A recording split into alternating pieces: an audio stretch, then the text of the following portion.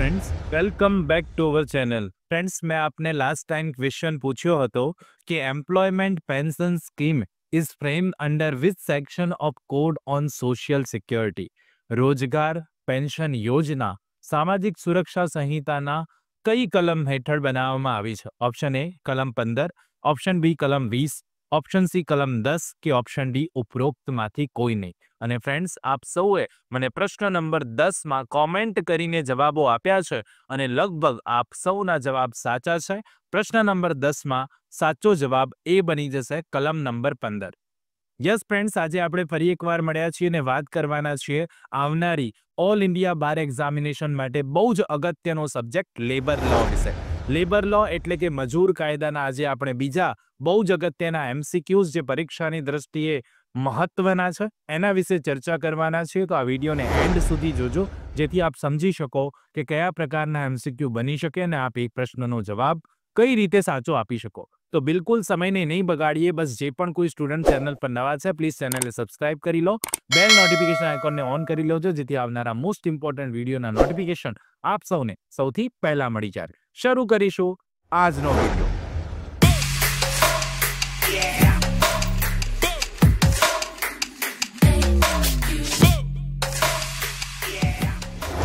प्रश्न नंबर 11 है, who shall appoint the chairperson of board of trustees of the employees provident fund. कर्मचारी भविष्य निधिना ट्रस्टीना मंडळना अध्यक्ष कोण नियुक्त करशे? ऑप्शन ए स्टेट गवर्नमेंट एटले के राज्य सरकार, ऑप्शन बी सेंट्रल गवर्नमेंट एटले के केंद्र सरकार, option C state government in consultation with the central government एटले के केंद्र सरकार साथे परामर्श में राज्य सरकार, के पछी बोर्ड इटसेल्फ बोर्ड पोतानी जाते। तो प्रश्न बहुत सिंपल पूछ्यो छे के जे पण कोई ट्रस्टीज जे होय छे एम्प्लॉइज प्रोविडेंट फंड ना, तो एना जे चेयरपर्सन ऑफ बोर्ड जे होय एमनी निमणूक कोण करे? 11 नंबरना प्रश्नमा साचो जवाब बी बनशे, एमनी निमणूक सेंट्रल गवर्नमेंट करशे। B will be correct answer. Okay, central government अहींयाथी साचो जवाब बनी जाए। एम्प्लॉइज प्रोविडेंट फंड नी बात थई रही छे अने एमां पण चेयरपर्सन ऑफ बोर्ड नी बात थई रही छे, तो साचो जवाब बी बनशे, सेंट्रल गवर्नमेंट आपणे याद राखी लईशुं। प्रश्न नंबर 12 जुओ, who will be the chairperson of the national social security board. हवे बहु अगत्यनो प्रश्न आ पण बनी जाए कि राष्ट्रीय सामाजिक सुरक्षा बोर्डना अध्यक्ष कोण हशे? Option A secretary ministry of labour and employment, सचिव श्रम अने रोजगार मंत्रालय, union minister of labour and employment, केंद्रीय श्रम अने रोजगार मंत्री, option C an industry expert in labour and employment matter, श्रम अने रोजगार बाबतोमां उद्योग निष्णात, के option D member nominated by secretary, सचिव द्वारा नामांकित सभ्य। शुं आवशे साचो जवाब? तो 12 नंबरना प्रश्नमा बात थई रही है नेशनल सोशियल सिक्योरिटी बोर्डना चेयरपर्सननी। साचो जवाब 12 में बी बने, union minister of labour and employment जे हशे ए अहींयाथी चेयरपर्सन हशे ने एटला माटे B will be correct answer. केंद्रीय श्रम अने रोजगार मंत्री जे होय ए नेशनल सोशियल सिक्योरिटी बोर्डना चेयरपर्सन हशे। 12 में साचो जवाब बी बनी जशे। प्रश्न नंबर 13 जोईए, एनी खाली जग्या और मोर members of trade union may be subscribing their names to the rules of the trade union and by otherwise complying with the provision of the code with respect to registration, apply for registration of the trade union under the code। હવે જે વાત કરવામાં આવી છે કે trade યુનિયનના કોઈ પણ ખાલી જગ્યા અથવા તો એનાથી વધુ સભ્યો ટ્રેડ યુનિયનના નિયમોમાં તેમના નામ સબસ્ક્રાઇબ કરીને નોંધણીના સંદર્ભમાં કોડની જોગવાઈઓનું પાલન કરીને નોંધણી માટે અરજી કરી શકે છે। એટલે કેટલા સભ્યો હોય તો નોંધણી માટે અરજી કરી શકાય। અહીંયાથી ઓવરઓલ એવું પૂછેલું છે, ખાલી જગ્યા અથવા તેનાથી વધારે સભ્યો હોય તો નોંધણી માટે અરજી કરી શકે। તો ઓપ્શન છે 15, 13, 9 કે 7।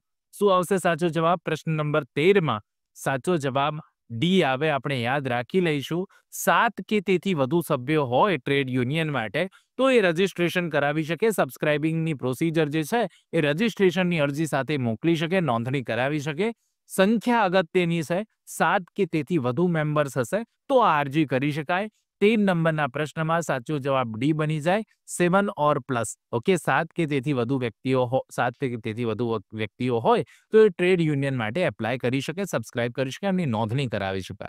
પ્રશ્ન નંબર 14 જોઈએ, The provision related to standing order shall apply to every industrial establishment wherein ખાલી જગ્યા or more workers are employed or were employed on any day of the proceeding ખાલી જગ્યામાં. હવે બે વસ્તુ છે, બે પ્રશ્નો અહીંયાથી પૂછ્યા છે આપણને કે સ્થાયી હુકમને લગતી છે આપણો બહુ જ અગત્યની વાત હોય ને, સ્ટેન્ડિંગ જે વાત કરવામાં આવી છે આપણને કે સ્થાયી હુકમ હોય, કોઈ સ્ટેન્ડિંગ ઓર્ડર હોય તો સ્થાયી હુકમને લગતી જોગવાઈ દરેક ઔદ્યોગિક સંસ્થાને લાગુ પડે છે જેમાં ખાલી જગ્યા અથવા એનાથી વધુ કામદારો કાર્યરત હોય. તો પહેલા તો આપણને કામદારોની સંખ્યા પૂછી છે, અથવા જ્યાં કાર્યવાહીના કોઈ પણ દિવસે ખાલી જગ્યા મહિનાઓ સુધી કામ કરવામાં આવ્યું હોય. સ્ટેન્ડિંગ ઓર્ડર કોને લાગુ પડે, કેટલા વર્કર હોય તો લાગુ પડે અથવા તો કેટલા સમય ત્યાં કામ થયું હોય તો લાગુ પડે. બંને વસ્તુ અહીંયા પૂછવામાં આવી છે એટલે બંનેનો જવાબ હોવો જોઈએ. ઓપ્શન તમને આપ્યો 300 કે તેથી વધારે વર્કર હોય અને જ્યાં 12 મહિનાથી કામ થયું હોય. ઓપ્શન બી આપ્યો 200 કે તેથી વધારે વર્કર હોય અને જ્યાં 10 મહિનાનું કામ થયું હોય. ઓપ્શન સી આપ્યો 100 કે તેથી વધારે મેમ્બર્સ હોય, વર્કર્સ હોય અને જ્યાં 6 મહિનાથી કામ થયું હોય. અને એ જ રીતે 300 કે તેથી વધારે વર્કર્સ હોય ને જ્યાં 6 મહિના સુધી કામ થયું હોય. તો 14 નંબરના પ્રશ્નમાં સાચો જવાબ શું આવશે? તો 14 નંબરના ક્વેશ્ચનમાં સાચો જવાબ એ બની જશે. 300 થી વધારે જે જગ્યાએ જે ઇન્ડસ્ટ્રીમાં એસ્ટાબ્લિશમેન્ટમાં વર્કર્સ છે અને જ્યાં 12 મહિનાથી કાર્યવાહી થઈ હોય તો ત્યાં આ પર્ટિક્યુલર સ્ટેન્ડિંગ ઓર્ડર એપ્લાય થાય છે અને એટલા માટે 14 નંબરના પ્રશ્નમાં સાચો જવાબ એ બની જશે. પ્રશ્ન નંબર 15 જોઈએ. બહુ અગત્યનો પ્રશ્ન છે, શાંતિથી સમજજો. No trade union of workers shall be registered unless percent of the workers or on 100 workers, whichever is less, engaged or employed in the industrial establishment of the industry with which it is connected are the members of such trade union on the date of making of application or registration. હવે બહુ સીધો પ્રશ્ન છે, આમાં ઘણું બધું વાંચવા જવાની જરૂર નથી. હું તમને પ્રશ્ન બહુ સિમ્પલી સમજાવું છું કે કોઈ પણ ટ્રેડ યુનિયન ઓફ વર્કર હોય એને રજિસ્ટર કરવા માટે અમુક પરસેન્ટેજ ઓફ વર્કર્સ ત્યાં જોઈએ. કેટલા પરસેન્ટેજ વર્કર હશે, કેટલા પરસેન્ટ વર્કર હશે, કેટલા ટકા કામદારો હોય તો એની રજિસ્ટ્રેશન માટેની અરજી કરાઈ શકાય. Option A 15%, option B 25%, option C 10% કે ઓપ્શન ડી 20%. શું આવશે સાચો જવાબ? તો 15 નંબરના પ્રશ્નમાં સાચો જવાબ સી આવે 10%. એટલે અહીંયા કહ્યું છે કે no trade union of workers shall be registered unless 10% of the workers or 100 workers, બેમાંથી જે ઓછું હોય એટલા એમાં કનેક્ટેડ હોય તો જ એની નોંધણી કરાવી શકાય. કાં તો 10% અથવા તો 100 વર્કર, બેમાંથી જે પણ કંઈ ઓછા હોય, ઓછામાં ઓછા એટલા હોવા જોઈએ તો જ એપ્લિકેશન કરી શકે ટ્રેડ યુનિયનમાં રજિસ્ટ્રેશન કરાવવા માટે. તો 15 નંબરના પ્રશ્નમાં એટલા માટે સાચો જવાબ સી બની જશે 10. પ્રશ્ન નંબર 16 જુઓ. Industrial tribunal is constitute under which section of the industrial relation code? ઔદ્યોગિક ટ્રિબ્યુનલની રચના ઔદ્યોગિક સંબંધોની કઈ કલમ હેઠળ આપવામાં આવી છે? ઇન્ડસ્ટ્રીયલ ટ્રિબ્યુનલની જોગવાઈ કઈ કલમ હેઠળ છે? કલમ 44, કલમ 34, કલમ 35 કે કલમ 29? શું આવશે સાચો જવાબ 16 નંબરના પ્રશ્નમાં? 16 નંબરના પ્રશ્નમાં સાચો જવાબ એ બની જશે. કલમ 44માં આ ટ્રિબ્યુનલની જોગવાઈ કરવામાં આવી છે. યાદ રાખી લઈશું. અહીંયાથી સાચો જવાબ એ બની જાય. A will be correct answer. Next question 17 જોઈએ. એવરી ઇન્ડસ્ટ્રીયલ એસ્ટાબ્લિશમેન્ટ એમ્પ્લોઈંગ ખાલી જગ્યા or more workers shall have one or more grievance redressal committees for resolution of dispute arising out of the individual grievances. હવે અહીંયા એવું કહ્યું કે દરેક ઔદ્યોગિક સંસ્થાને રોજગારી આપતી ખાલી જગ્યા અથવા તેથી વધુ કામદારો પાસે વ્યક્તિગત ફરિયાદોમાંથી ઉદ્ભવતા વિવાદોના નિરાકરણ માટે એક અથવા વધુ ફરિયાદ નિવારણ સમિતિઓ હોવી જોઈએ. પણ અહીંયા પણ વધુ કામદારોની સંખ્યા પૂછી છે આપણને કે જે પણ કોઈ ઇન્ડસ્ટ્રીયલ એસ્ટાબ્લિશમેન્ટ હોય એમાં અમુક વ્યક્તિથી અમુક સંખ્યાથી વધારે કામદારો હોય તો જ આવી સમિતિ હોવી જોઈએ. કેટલા કામદારો કે તેથી વધારે કામદારો હોય તો આવી સમિતિ હોય? 20, 25, 50 કે 100? શું આવશે સાચો જવાબ? 17માં પર્ટિક્યુલરલી આપણને ગ્રીવન્સ રેડ્રેસલ કમિટીની જોગવાઈની વાત કરી છે. 17 નંબરના પ્રશ્નમાં સાચો જવાબ એ બની જશે 20 કે તેથી વધુ વર્કર્સ હોય અને એમના માટે આ જોગવાઈ કરવામાં આવી છે કે જો 20 કે તેથી વધુ વર્કર્સ છે તો ગ્રીવન્સ રેડ્રેસલ કમિટી હશે એમના ડિસ્પ્યુટના નિવારણ માટે. તો 17 નંબરના પ્રશ્નમાં એટલા માટે સાચો જવાબ એ બની જશે. 18 નંબરનો ક્વેશ્ચન જોઈએ. Lockout means the ખાલી જગ્યા closing of a place of employment or the suspension of work or the refusal by an employer to continue to employ any number of person employed by him. લોકઆઉટનો અર્થ થાય છે ખાલી જગ્યા જે રોજગારનું સ્થળ બંધ કરવું, કામ સ્થગિત કરવું, એમ્પ્લોયર દ્વારા કોઈ પણ સંખ્યાબંધ વ્યક્તિઓને રોજગાર આપવાનું ચાલુ રાખવાનો ઇનકાર કરવો. તો કેવી રીતે ક્લોઝિંગ ઓફ પ્લેસ તો કરવામાં આવે છે, સસ્પેન્શન તો કરવામાં આવે છે, કામ બંધ તો કરવામાં આવે છે, પણ કેવી રીતે? લોકઆઉટની વાત છે ત્યારે કામચલાઉ રીતે, કાયમી રીતે, કામચલાઉ અથવા કાયમી કે ઉપરોક્તમાંથી કોઈ નહીં. તો જ્યારે આપણે લોકઆઉટની વાત કરીશું ત્યારે 18 નંબરના પ્રશ્નમાં સાચો જવાબ એ આવશે. અહીંયા જે વાત થઈ રહી છે લોકઆઉટની એ હંમેશા ટેમ્પરરી વાત હશે. કેવી વાત હશે? ટેમ્પરરી. એટલે કે lockout means the temporary closing of place of employment. જે પણ કોઈ એમ્પ્લોયમેન્ટની જગ્યા છે એને ટેમ્પરરીલી બંધ કરવામાં આવે તો એ મિનિંગ થાય છે લોકઆઉટનો.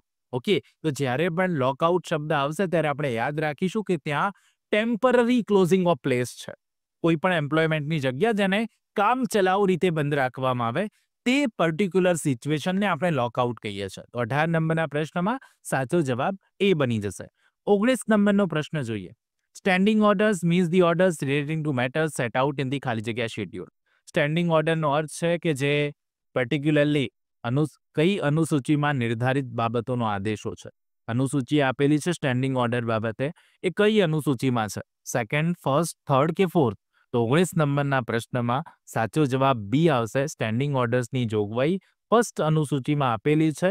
બી વિલ બી કરેક્ટ આન્સર. આપણે યાદ રાખી લઈશું અહીંયાથી બી સાચો જવાબ બની જાય છે. મિત્રો, આપણે જાણીએ છીએ તેમ ઓલ ઇન્ડિયા બાર એક્ઝામિનેશન એક ઓપન બુક એક્ઝામ હોય છે અને તમે આ એક્ઝામમાં 2 રેક્ટ્સ લઈને જઈ શકો છો. તો ફ્રેન્ડ્સ, ઓલ ઇન્ડિયા બાર એક્ઝામિનેશનની તૈયારીને ખૂબ જ સરળ બનાવવા માટે પુનાહલ લો હાઉસ લઈને આવ્યું છે ખાસ 2 રેક્ટ્સ. યસ ફ્રેન્ડ્સ, આ જે 2 રેક્ટ્સ છે તે ડિગ્લોટ ફોર્મમાં હોય છે, એટલે કે અંગ્રેજી અને ગુજરાતી ભાષામાં, જેથી પરીક્ષામાં જો તમે લઈને જશો તો ખાસ કરીને જે પણ કોઈ પ્રશ્નો પૂછાશે એ તમામ પ્રશ્નોના આન્સર, તેના જવાબો આપ ઇઝીલી ફાઇન્ડ આઉટ કરી શકશો, એને શોધી શકશો અને પરીક્ષામાં તેનો સાચો જવાબ લખી શકશો. સાથે સાથે કોઈ પણ કોન્સેપ્ટને તમારે સમજવો હોય તો પણ એને તમે ગુજરાતીમાં, આપણી લોકલ લેંગ્વેજમાં બિલકુલ સ્પષ્ટ રીતે સમજી શકો છો. ફ્રેન્ડ્સ, આ જે 2 રેક્ટ છે એ નવા સિલેબસ મુજબ છે અને જેટલું પણ એમાં જરૂરી છે પ્રમાણે દરેક વસ્તુ એડ થયેલી છે, જેથી તમે ઇઝીલી એની તૈયારી કરી શકો છો, પરીક્ષામાં પણ સાથે લઈને જઈ શકશો. અને આ સંપૂર્ણ રીતે જ્યારે તમે 2 રેક્ટ મંગાવો છો ત્યારે એ પણ તમારે માટે ફાયદાની વાત એ પણ છે કે જો તમે આ 2 રેક્ટ્સ મંગાવશો તો ગુજરાતના કોઈ પણ ખૂણામાં એની ફ્રી ડિલિવરી કરી આપવામાં આવશે ફ્રેન્ડ્સ. અને સાથે સાથે ફ્રેન્ડ્સ, આ બુકની સાથે એક બીજી બુક પણ રિફર કરું છું, જે છે આપણા ઓલ્ડ પ્રશ્નપત્રો, ઓલ ઇન્ડિયા બાર એક્ઝામિનેશનના old question, previous question paper જે છે એ પણ, એની પણ એક બુક છે જે પુનાહલ લો હાઉસે બહાર પાડી છે ને જે તમારા માટે બહુ જ ઉપયોગી સાબિત થવાની છે. તમે પેપર સોલ્યુશન કરશો તો એનાથી તમને ઘણો બધો ફાયદો થવાનો છે. તો ફ્રેન્ડ્સ, રાહ શાની જુઓ છો? જો તમારી પાસે 2 રેક્ટ નથી તો આજે ને આજે સ્ક્રીન પર આપેલો નંબર છે, ડિટેલ્સ મેં આપી દીધી છે સ્ક્રીન પર, આપ એ 2 રેક્ટ્સ મંગાવી શકો છો અને સાથે સાથે એની એ રીતે તૈયારી પણ કરી શકો છો જે આપને આ તૈયારી કરવામાં બહુ જ સરળતા રહેશે આ 2 રેક્ટ્સથી. પ્રશ્ન નંબર 20 જોઈએ.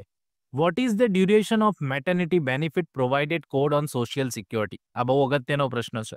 સામાજિક સુરક્ષા પર આવવામાં આવેલ કોડ, પ્રસૂતિ લાભનો સમયગાળો કેટલો છે? આ કોડમાં પ્રસૂતિ લાભની સમયગાળાનો જોગવાઈ કરવામાં આવી છે, પર્ટિક્યુલર ડ્યુરેશન આપ્યું છે અને કેટલો છે એ પણ પૂછેલું છે. તો what is the duration of maternity benefit provided in the code of social security? Social સિક્યોરિટીના કાયદામાં મેટર્નિટી બેનિફિટ કેટલા સમયગાળા માટે આપવામાં આવેલો છે? પ્રશ્ન નંબર 20 આપની સ્ક્રીન પર છે. આપ સૌએ આનો જવાબ મને કોમેન્ટ કરીને જરૂરથી આપવાનો છે. આપ સૌને રિક્વેસ્ટ છે કે પ્રશ્ન નંબર 20નો જવાબ કોમેન્ટ કરવાનો છે. ઓપ્શન આપી દીધો છે 6 વીક્સ 6 અઠવાડિયા, 5 વીક્સ 5 અઠવાડિયા, 4 વીક્સ 4 અઠવાડિયા કે 7 વીક્સ 7 અઠવાડિયા. તો પ્રશ્ન નંબર 20માં શું આવશે સાચો જવાબ? આપ સૌએ મને જરૂરથી કોમેન્ટ કરીને જણાવવાનો છે. આઈ હોપ સો આજનો આ વિડીયો આપ સૌને સારો લાગ્યો હશે. સારો લાગ્યો હોય તો એક લાઇક જરૂરથી કરજો. ચેનલ પર નવા હો તો પ્લીઝ ચેનલને સબસ્ક્રાઇબ કરીને બેલ નોટિફિકેશન આઇકોનને ઓન કરી લેજો, જેથી આવનારા મોસ્ટ ઇમ્પોર્ટન્ટ વિડીયોના નોટિફિકેશન આપ સૌને સૌથી પહેલા મળી જાય. ફરીથી આપણે નેક્સ્ટ વિડીયોમાં મળીશું લેબર લોના બીજા મોસ્ટ ઇમ્પોર્ટન્ટ MCQ સાથે. ત્યાં સુધી જોતા રહો અમારી channel real education catch it. ખૂબ ખૂબ ધન્યવાદ. ખૂબ ખૂબ આભાર.